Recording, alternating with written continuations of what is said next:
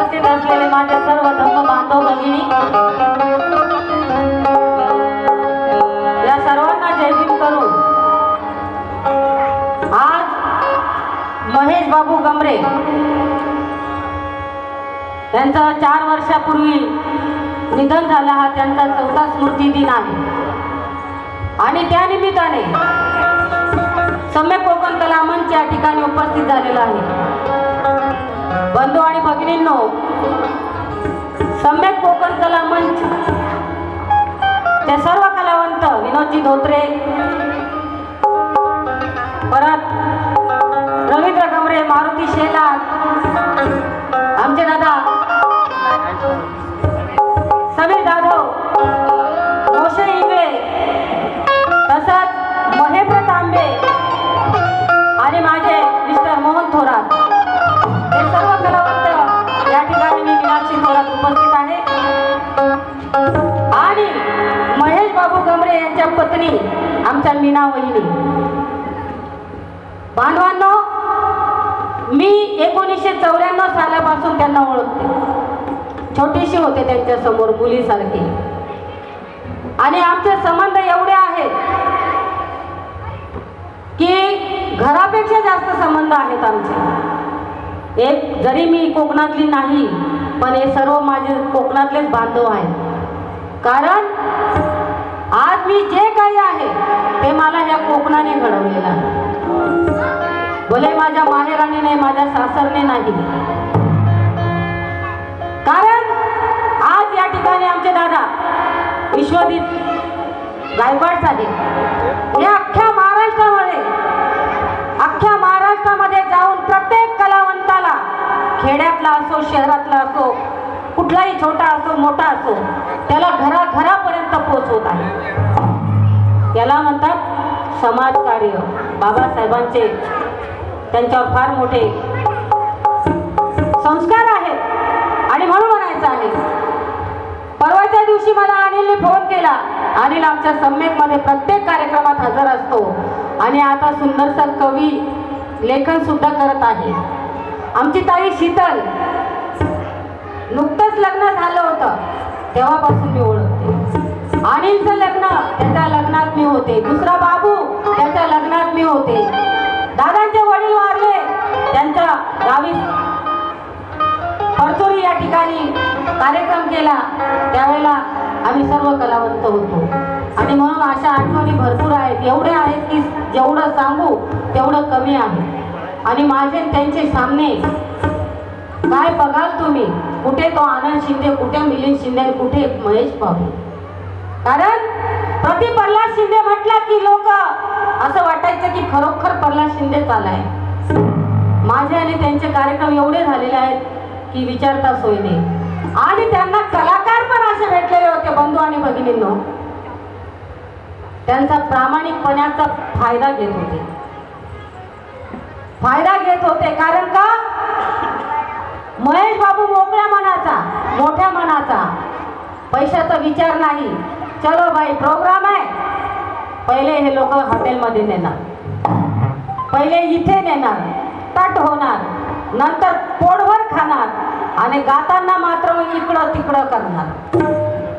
आणि मग आम्ही गायिका, मग हा महेश बाबू, हा हा त्या प्रल्हाद शिंदे, अशा बऱ्याचशा आठवणी आहेत।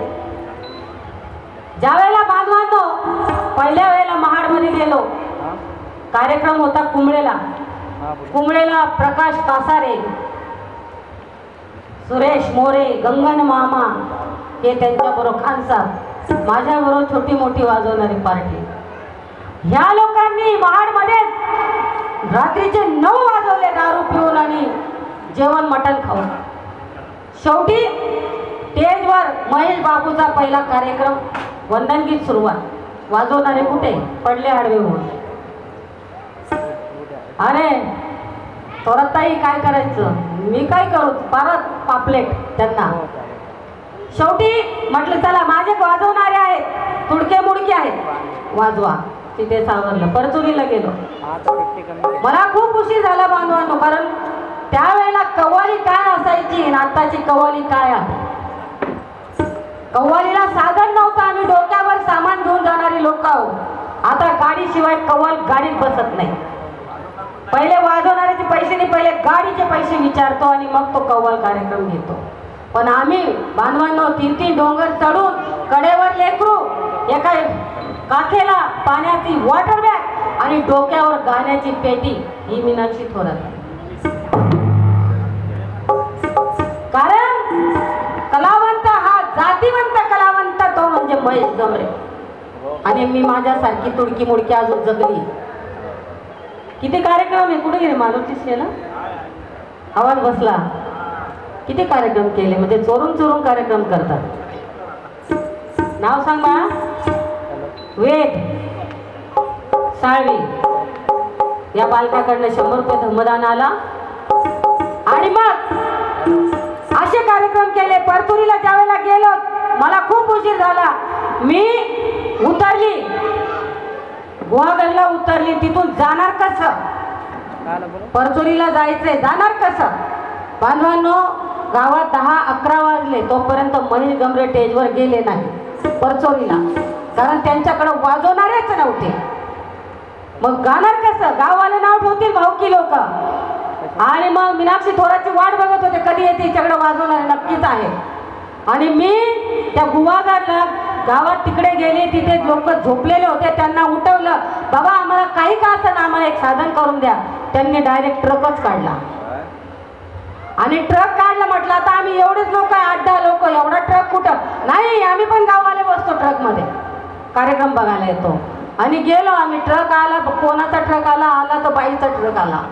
बाई उतरली आणि महेश गमरे कुठं, एका अंधाऱ्या कोपऱ्यामध्ये जाऊन बसलेले होते. कार्यक्रम होतच नाही आज परतुरीला.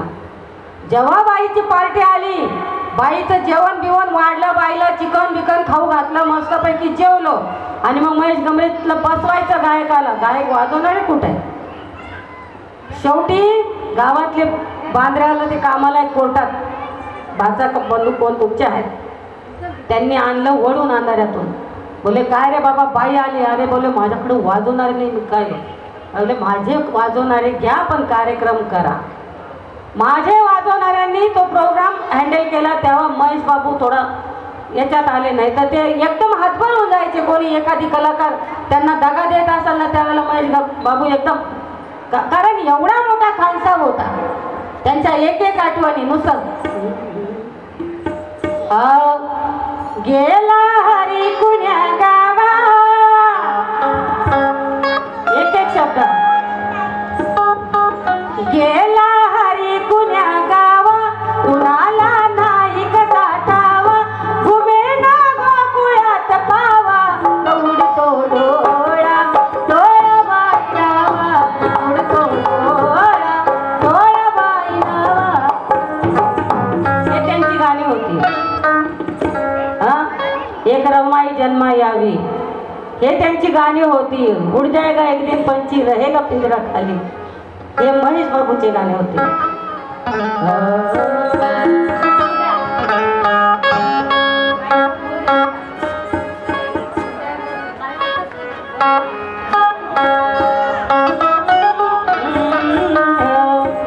ये मंजिल आखरी है, कब्र तेरा ठिकाना है, ये रिश्ते तोड़ने ये दुनिया छोड़ जाना है. यहाँ तो मौत कैसी जिंदगी उसकी अमानत है, सभी को एक ना एक दिन मौत का कर्जा चुकाना है. कि तुला हिफाजत कर ले, तुला करे रखवाली. महेश बाबू, तुला हिफाजत कर ले, तुला करे रखवाली.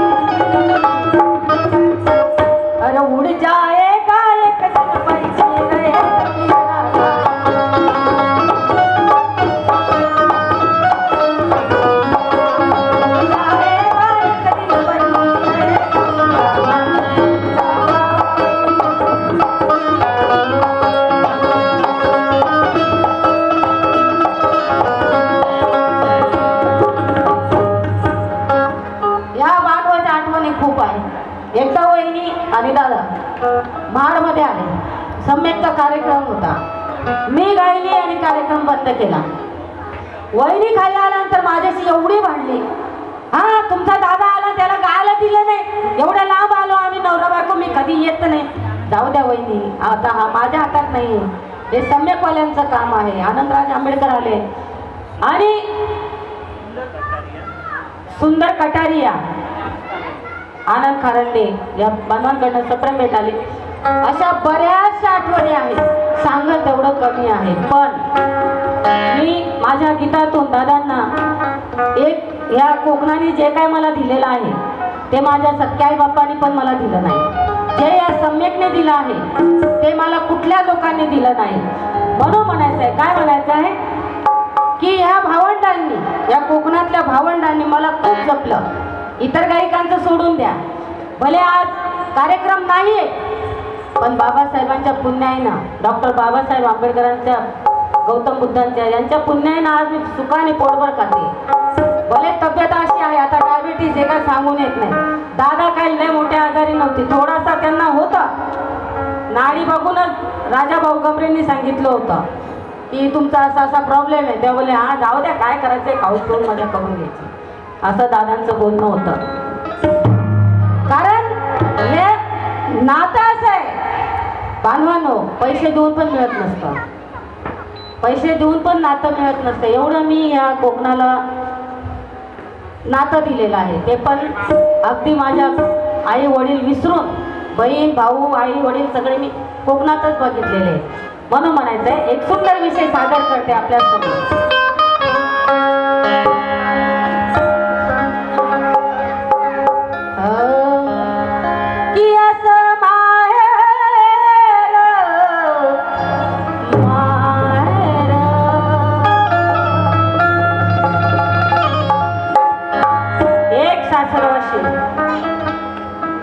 लांब खेड्यापाड्यात दिलेली आहे आणि खेड्यापाड्यात दिल्यानंतर तिचा छोटासा संसार आहे.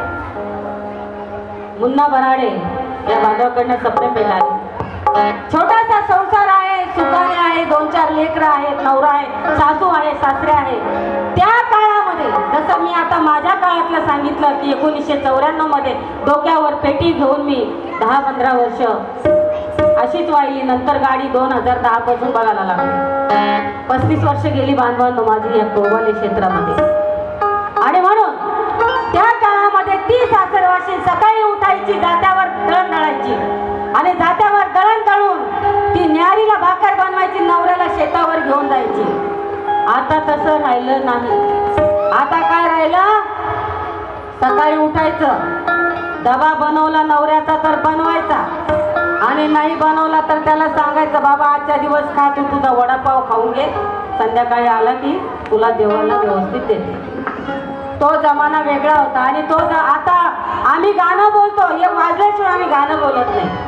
त्या काळामध्ये त्या बिचाऱ्या माऊल्या जात्यावर दळायच्या आणि दळता दळता त्या घरघरच्या आवाजामध्ये ओव्या बोलायच्या. त्या ओव्या कशा बोलायच्या,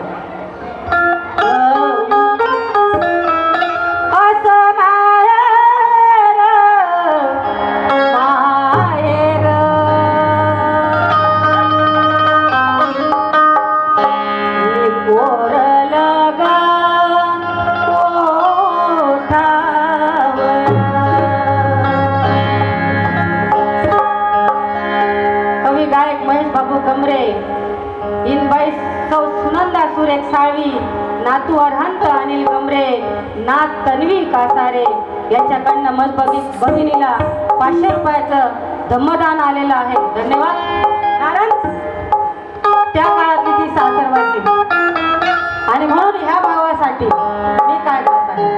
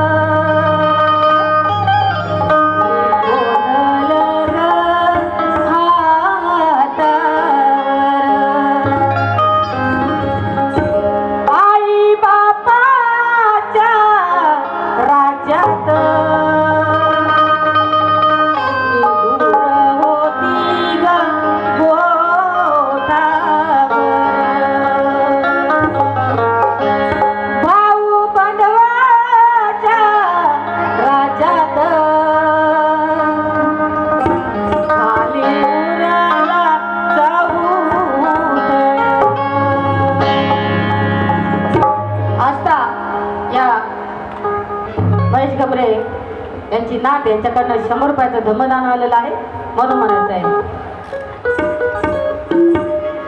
शाल सासरची बाई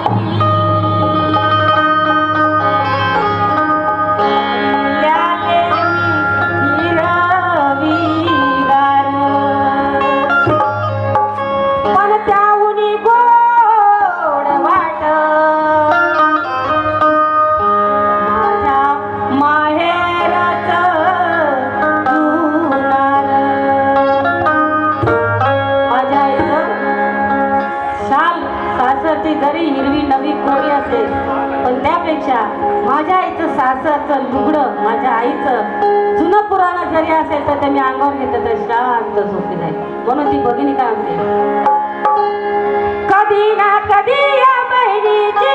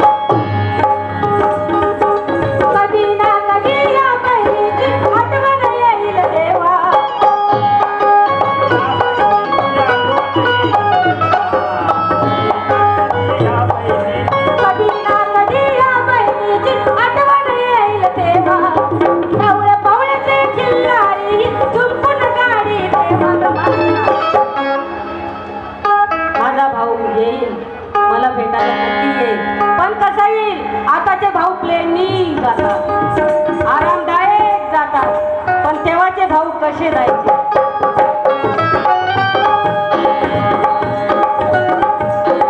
कधी ना कधी या बहिणीची आठवण येईल तेव्हा कवळपाळची किल्लारी झुंपून गाडी बंधुराज येईल मला माहेरा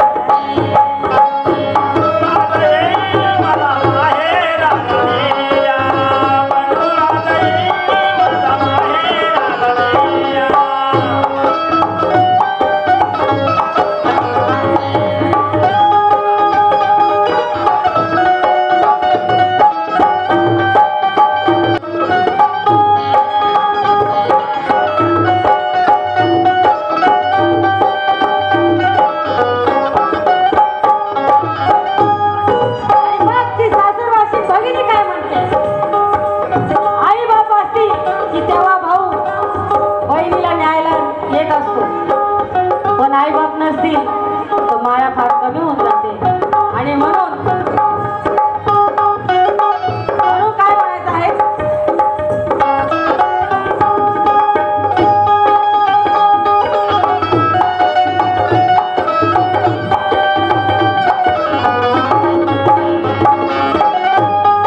कारण आई बाप जर नसतील तर काय खरं नाही. आणि म्हणून आमचे विश्वास दादा गायकवाड काय लिहितात, आज त्यांचा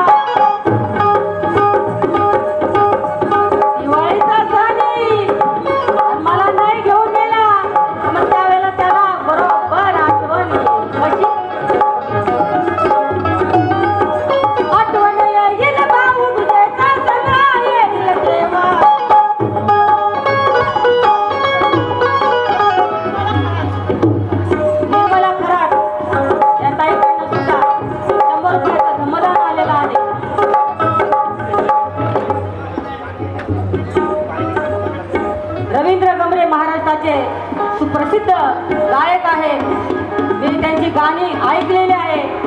कारण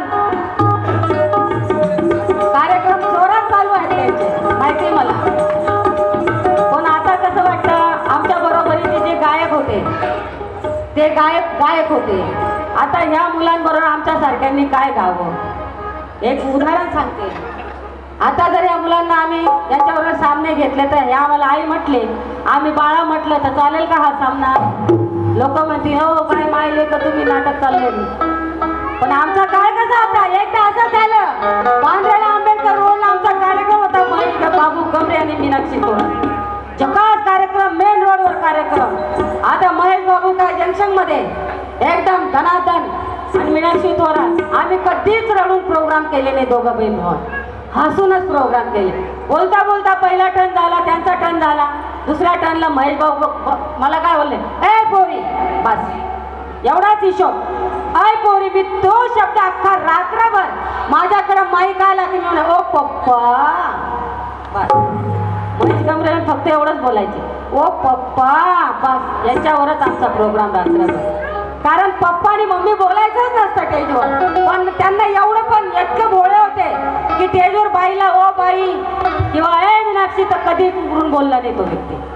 कुठल्या पण बाईला बाईच म्हणणार, गायिकेला बाईच म्हणणार, ताईला ताईच म्हणणार, पण कधी नाव धरून बोलणार नाही. थोरात बाई म्हणणार. थोरात बाई तर बिचारे बोललेच नाही, मला बाई शिवाय बोलले.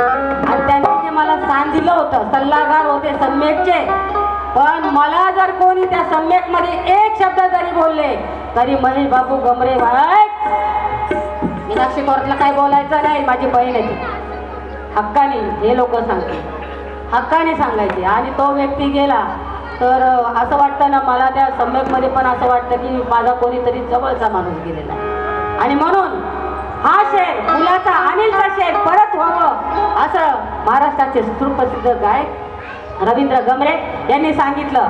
अनिल काय म्हणतो, अरे तूच माझा बाप आहे, तूच माझी माय, तूच माझा बाप आहे, तूच माझी माय, जगामध्ये बापासारखा दुसरा कोणीच नाही.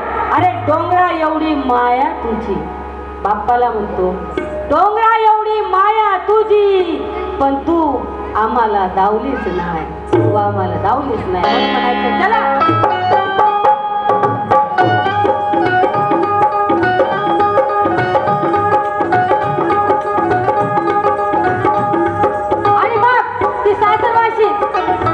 काय म्हणते, या दुबळ्याच्या बहिणीचा, गरीब आहे मी, माझ्या घरी चटणी मिरची खाते, माझा धनी आहे, माझे म्हातारी सासू सासरे आहेत, माझी लेकरं आहेत, म्हणून ती भगिनी त्या भावाला काय म्हणत आहे, या दुबळ्याच्या बहिणीचा,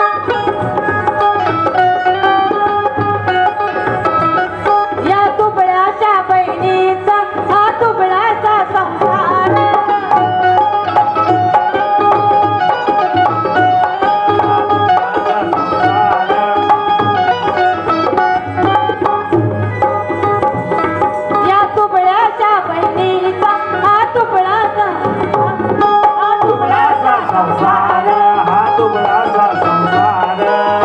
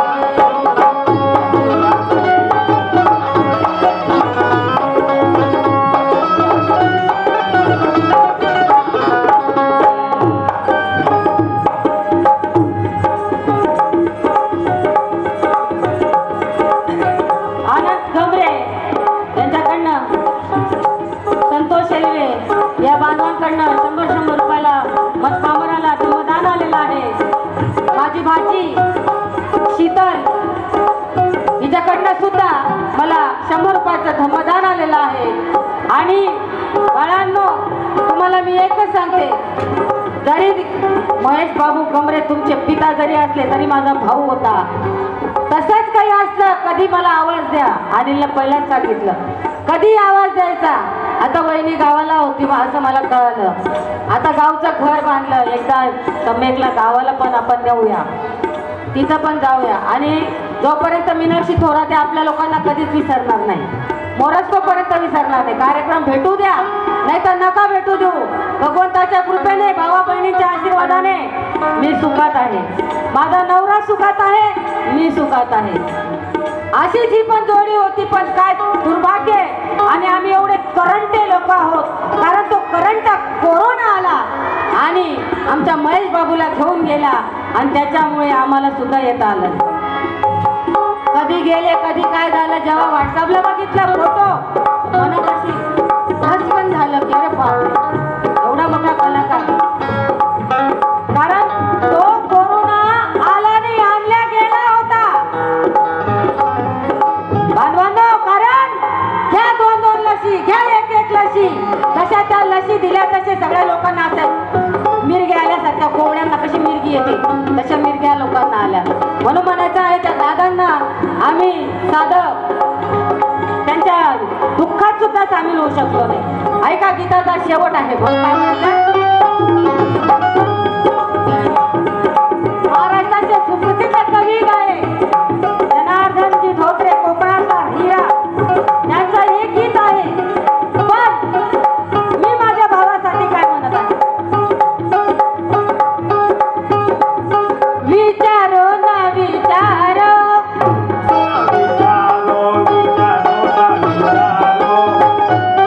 माझा भाऊ मला विचारू द्या नाही तर नका विचारू.